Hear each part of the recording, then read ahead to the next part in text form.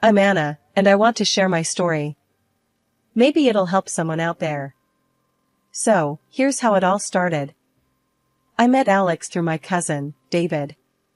David had this idea that Alex and I would be perfect for each other. Alex was charming and seemed genuinely nice. We hit it off, and after dating for a year, Alex proposed. I was thrilled and couldn't wait to start our life together. David was all smiles about it. "Anna, you and Alex are like a match made in heaven," he'd say whenever we met up. Our wedding was beautiful, surrounded by family and friends. Everything felt perfect. Right after the wedding, Alex suggested we move in with his mother, Ellen. He said it'd be good for us financially, and Ellen needed company after her husband passed away. I wasn't sure at first, but Alex was convincing. At first, living with Ellen was fine. She was nice enough, and we got along pretty well. I tried to help around the house and make things comfortable for everyone. 6 months later, Alex brought up the idea of me quitting my job. "Anna, I've been thinking. Maybe you should quit your job and focus on the house and helping my mom," Alex suggested one evening. "Quit my job? But I like my job, Alex," I replied, feeling a bit uneasy. "I know, but it would be better for all of us. Mom could use more help, and you'd have more time for the house," he insisted. So, I quit my job as an accountant. It was a tough decision because I enjoyed my work, but I thought it was the right thing to do for our family. I wanted to be a good wife and help Alex and Ellen as much as I could. In the beginning, it seemed okay. I kept busy with housework and spent a lot of time with Ellen. We cooked together, and I tried to learn more about her and Alex's family traditions. I missed my job, but I told myself it was worth it for the sake of our family. Alex seemed happy with the arrangement too. "See, Anna? This is working out well. We're all getting along better, and the house is running smoothly," Alex said, looking pleased. "Yeah, I guess it's not so bad," I agreed, trying to stay positive. As the months went by, I tried my best to keep things running smoothly at home. I focused on making Alex and Ellen happy, even though I sometimes missed my old life and the independence my job gave me. But then, little by little, things started to change. Ellen became more demanding, and Alex's attitude towards me shifted. It was like they both started seeing me differently, more like a housemaid than a wife or daughter-in-law. One morning, I was in the kitchen making breakfast. Ellen walked in and frowned at the sight of me. "Anna, did you forget to dust the living room? It's a mess in there," she said, her tone sharp. "I did dust it, Ellen. I'll do it again after breakfast," I replied, trying to keep my voice calm. "Well, it doesn't look like it. You need to be more thorough," she snapped back, not hiding her irritation. When Alex came home that evening, Ellen wasted no time in complaining about me. "Alex, you need to talk to Anna. She's not keeping the house clean enough," Ellen said, her voice dripping with annoyance. "Anna, what's going on? Why isn't the house clean?" Alex asked, looking at me with a frown. "I cleaned the house, Alex. I don't know what else to do," I said, feeling frustrated and helpless. "Just do a better job. We can't have Mom upset like this," he replied, his tone dismissive. I felt like I was walking on eggshells all the time, trying to avoid Ellen's criticism and Alex's disappointment. No matter how hard I tried, it was never enough. One day, Ellen decided to have some friends over for lunch. She didn't give me much notice, and I scrambled to prepare everything. "Anna, I need you to serve lunch to my friends. Make sure everything is perfect," Ellen ordered, not bothering to ask if I was okay with it. When her friends arrived, I served them lunch and tried to be as polite as possible. But I could feel their eyes on me, judging me. "Is this your daughter-in-law, Ellen? She seems a bit flustered," one of her friends remarked, not bothering to lower her voice. "Yes, she's still learning how to manage everything," Ellen replied, casting me a disapproving look. I wanted to disappear. After they left, Ellen wasted no time in complaining to Alex. "Anna was so slow and disorganized today. Her cooking wasn't even that good," she said, shaking her head.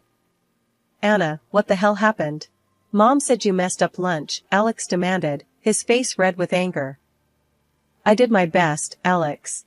I was just trying to keep up with everything, I replied, my voice shaking. Well, it wasn't good enough. You need to step it up, he shouted, making me feel like a failure. Things kept getting worse. Ellen's criticisms became more frequent, and Alex's temper grew shorter. I started to dread each day, wondering what I'd be criticized for next. One weekend, I tried to take a break and spend some time for myself. I wanted to read a book and just relax for a bit. Ellen found me sitting in the living room, book in hand. Anna, what are you doing? There's laundry that needs to be done, she said, glaring at me. I just wanted a little break, Ellen. I'll do the laundry right after, I replied, feeling my face flush. No breaks until all the work is done. Get to it, she snapped, her eyes cold. When Alex got home, Ellen didn't waste any time in telling him about my laziness. Anna, what the hell? You can't just sit around all day. There's work to do. Alex yelled, his voice booming. I wasn't sitting around all day, Alex. I just took a short break, I tried to explain, feeling my heart pound. No more breaks. Just do your damn job, he shouted, making me feel small and worthless. I started to feel like a prisoner in my own home.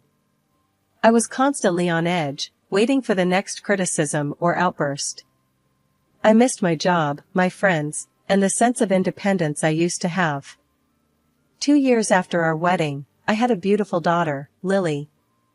She became my world, my reason to keep going. I found so much comfort in her. I spent all my time caring for her, trying to shield her from the chaos around us. But things were getting worse with Alex. His temper was growing, and he was getting more aggressive. One evening, when Lily was 5, everything hit a new low. Alex came home angry about something, I don't even remember what. Anna, why the hell is this house such a mess? He shouted as he walked in. I cleaned it, Alex. I've been taking care of Lily all day too, I replied, feeling the familiar knot of fear in my stomach. Your cleaning isn't good enough. You're useless, he yelled, his face red with rage. Before I could say anything, he grabbed my arm and shoved me hard. I lost my balance and fell to the floor, hitting my side against the table. The pain was sharp, and I screamed. Mommy! Lily cried out, running towards me. Alex turned to her, his face still twisted with anger. Go to your room, Lily, he barked. Lily stood there, frozen, and then she started to stutter. Mommy, are you okay? I looked at her, my heart breaking. It's okay, baby. Mommy's okay, I said, trying to soothe her, but I could see the fear in her eyes. After that night, Lily's stuttering didn't go away. I took her to a psychologist, hoping to help her, but even after 2 years, there was little improvement. It killed me to see her like that, knowing it was because of what she'd seen. I knew Lily was watching everything, absorbing it all. She was learning from the way Alex treated me, and I was terrified she'd think this was normal, that this was how families were supposed to be. But I felt trapped. Alex had made it clear many times that everything, the house, the money, it was all his. He'd told me more than once that if I tried to leave or filed for divorce, he'd take Lily away from me. I couldn't risk losing her. She was my everything, the reason I got up every day and faced the hell my life had become. So, I stayed. I endured the shouting, the pushing, the constant fear. I kept quiet, thinking it was the only way to keep Lily safe with me. One day, I got a call from my cousin David. Anna, I have some bad news. Your mom passed away, he said gently. I felt my heart drop. I hadn't spoken to my mom in years, because Alex forbade it. I needed to go to her funeral, to say goodbye. I went to Alex, trying to stay calm. Alex, my mom passed away. I need to go to the funeral, I said, my voice trembling. He didn't even look up from his newspaper. No, you're not going anywhere, "We don't have money for that," he said coldly. I felt the tears streaming down my face. I couldn't believe he was being this cruel. "Alex, please. She was my mom. I have to go," I pleaded, my voice breaking. "No. And that's final. You stay here and take care of the house and Lily," he said, turning back to his papers. I felt a surge of anger and sadness. I couldn't believe he was being so heartless. I knew I had to go, no matter what he said. I went to Lily's room and gently woke her up. "Sweetie, we're going on a little trip. Be very quiet, okay?" I whispered. "Okay, Mommy," she said, her voice sleepy and confused. That night, after everyone was asleep, I packed a small bag for Lily and me. I took my savings and quietly slipped out of the house with Lily. We got in the car, and I started driving towards my hometown. My heart was pounding, but I knew I had to do this. We arrived early the next morning. I was exhausted but relieved to be away from Alex, even if just for a while. We checked into a small motel and got a little rest before the funeral. The farewell was split into 2 parts, one for family and one public. The family farewell was emotional. I hadn't seen my relatives in years, and there were a lot of tears and hugs. I felt a mix of sadness and relief being around them. During the service, my phone rang. It was Alex, of course. I accidentally hit the speaker button, and his angry voice echoed through the room. "Anna, get your ass back home right now, or I swear to God, I'll file for divorce and take Lily away," he shouted. Everyone turned to look at me, their faces showing a mix of shock and pity. I felt my face burning with embarrassment. I quickly turned off the speaker and mumbled, "I'm at my mom's funeral, Alex. We'll talk later." Then I hung up. For the rest of the service, I felt a knot of shame and anger in my stomach. I couldn't believe he'd humiliated me like that in front of everyone. But I also felt a strange sense of clarity. I knew I couldn't keep living like this. After the service, David came up to me. "Anna, you can't go back to that. You deserve better," he said, handing me a piece of paper with a lawyer's number on it. "Call this lawyer. He can help you." I looked at the paper, feeling a mix of fear and hope. Maybe this was my chance to change things. "Thank you, David," I said, feeling tears in my eyes. We spent the night at the motel again. I didn't sleep much, but for the first time in a long time, I felt a spark of hope. I was scared, but I knew I had to take this chance. For Lily and for myself, I had to find a way out. That morning at the hotel, after my mom's funeral, I woke up with a new resolve. I knew I couldn't keep living in fear and letting Alex control my life. My mom had left me her house and a good amount of money. It was a lifeline, a chance to start over. I looked at the phone number David gave me, the lawyer who could help with my situation. I knew I had to act, for Lily and for myself. Lily, being with me during the funeral, had almost stopped stuttering, and I wanted to keep that progress going. I took a deep breath and dialed the lawyer's number. "Hello, Mr. Thompson? This is Anna. I'd like to schedule a consultation," I said, trying to keep my voice steady. "Of course, Mrs. Anna. Can you come in this afternoon?" he replied. "Yes, I'll be there," I confirmed, feeling a mix of fear and determination. After dropping Lily off at David's place, I headed to the lawyer's office. I felt nervous but ready to take this step. Mr. Thompson was a kind man, and he welcomed me warmly. "Mrs. Anna, tell me everything," he said, his voice calm and reassuring. I told him about the years of control, the threats, and the violence. He listened carefully, taking notes. "We need solid evidence of the abuse, both physical and emotional," he explained. "Record everything. Keep a detailed journal." I nodded, feeling a plan forming. "I'll do that. I'll record every incident and write down everything," I promised. After the meeting, I went straight to buy a new smartphone. It felt like a small act of rebellion, a step towards taking back control. I set it up with a secure passcode and tested the recording function. I wanted to be ready for anything. Feeling more prepared, I returned to David's house to pick up Lily. She looked happier and more relaxed than I'd seen her in a long time. "Ready to go home, sweetie?" I asked, giving her a hug. "Yes, Mommy," she replied, smiling. We drove back to Alex and Ellen's house. I felt a mixture of dread and determination. I knew I was walking back into a hostile environment, but this time I was ready to fight back. As soon as I walked in, Ellen was there, glaring at me. "Where the hell have you been, Anna? Do you think you can just waltz in and out as you please?" she snapped. "I was at my mother's funeral, Ellen. I told Alex," I replied, keeping my voice steady. "Well, you're back now. Get to work. This house won't clean itself," she said, turning away with a huff. I took a deep breath, turned on my new phone, and slipped it into my pocket. I started recording, determined to capture everything. I went about my chores, documenting every harsh word and insult. When Alex came home, he was furious. "Anna, what the hell were you thinking? Leaving like that without my permission?" he shouted. "I went to my mom's funeral, Alex.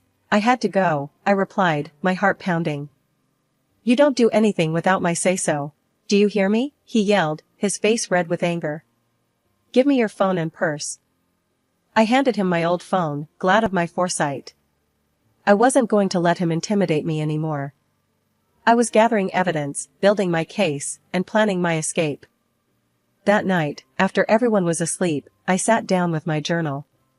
I wrote down everything that had happened since I got back, every insult, every threat.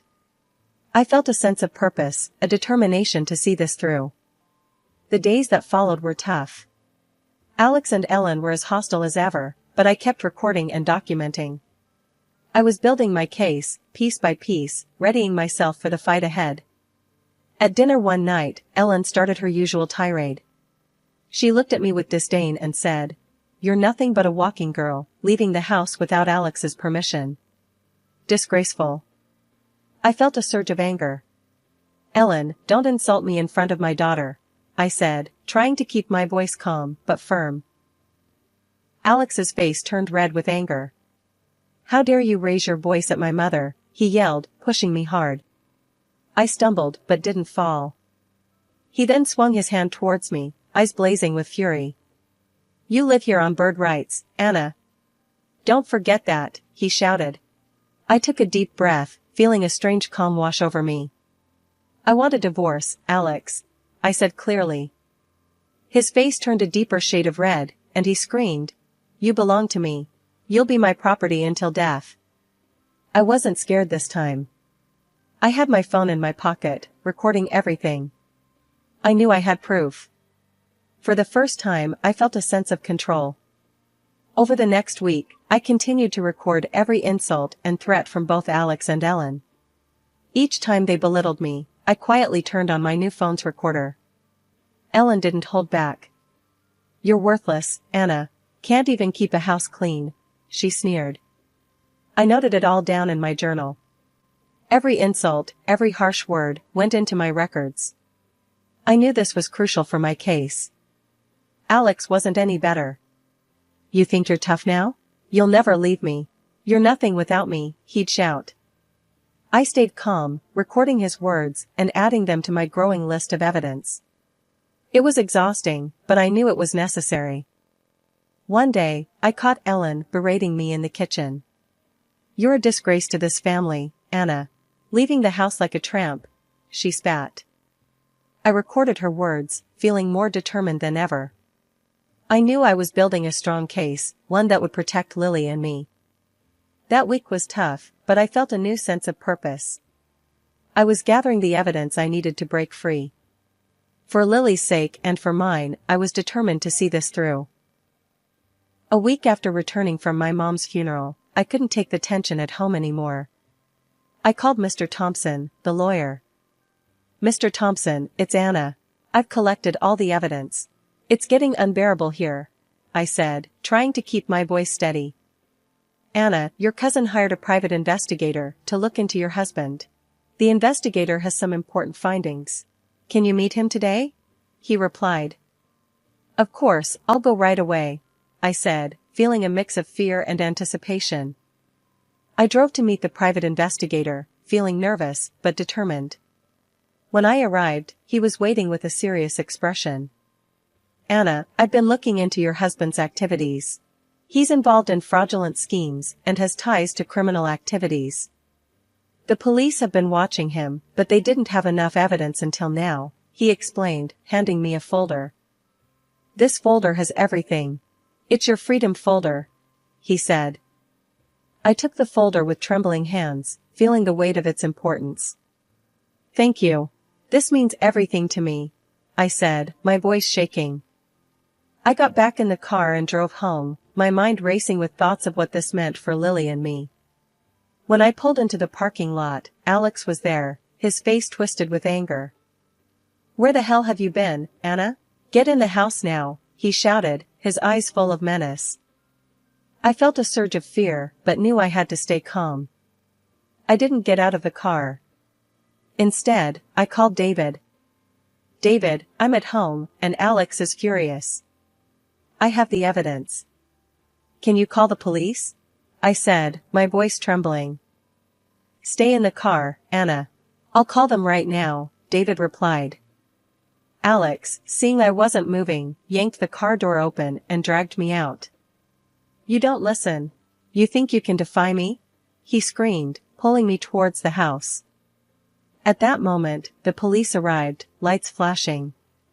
I collapsed on the asphalt, overwhelmed by the tension, and burst into tears. The officers rushed over, separating Alex from me. They arrested Alex and took the folder with the evidence. I sat there, watching as they led him away, feeling a mix of relief and disbelief. After the police took Alex away, Ellen was furious. She stormed into the house, her face twisted with rage. You ungrateful woman. We took you in, and this is how you repay us? She spat, her voice full of venom. I didn't respond. I knew it was pointless. I packed our things quickly, gathering what little I could. Lily clung to my side, sensing the tension, but staying quiet. With our bags packed, I took Lily's hand and walked out of that house, feeling a sense of relief wash over me. I rented a small apartment nearby, just enough for the two of us. It was modest, but felt like a palace compared to the nightmare we'd left behind. I focused on preparing for the trial. Mr. Thompson was a huge help, guiding me through the process. He assured me we had a strong case, with all the evidence we had collected. The day of the trial came, and I felt a mix of fear and hope. I walked into the courtroom, holding my head high, determined to fight for my future and Lily's. Mr. Thompson presented all the evidence, the recordings, the journal entries, and the documents from the private investigator. It was overwhelming to relive it all, but I knew it was necessary. When the judge finally spoke, I held my breath. Based on the evidence presented, I grant the divorce and full custody of the child to Mrs. Anna. The defendant is also ordered to provide financial compensation for moral and physical damages and pay alimony for life. Since Alex and Ellen didn't have the money to pay the compensation, they had to sell their house. Alex was also sentenced to 5 years in prison for his fraudulent activities and the abuse. Back at home, I told Lily the news in a way she could understand. Are we safe now, Mommy? She asked, her eyes wide with hope. Yes, Lily. We're safe, and we're free to live our lives the way we want, I replied, feeling tears of joy streaming down my face. After the trial, I moved back to my hometown, to my mom's house. It felt like coming home after a long, dark journey. The house was filled with memories and a sense of peace I hadn't felt in years.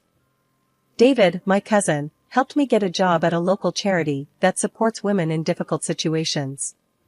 It felt good to be helping others who were in similar situations, using my experience to make a difference. Lily adapted quickly to our new life.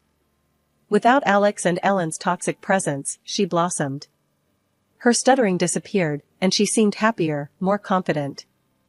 One afternoon, 5 years later, I got a call from an unknown number. I hesitated, but answered it. Anna, it's Alex. I want to see my daughter, he demanded, his voice harsh and demanding. I felt a surge of anger. No, Alex.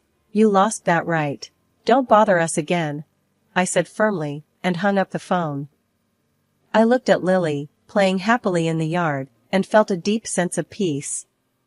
We had come so far, and I was determined to protect our new life. Raising Lily, I focused on teaching her to be strong and independent, to always stand up for herself. I wanted her to grow up knowing her worth, never to be controlled or belittled by anyone.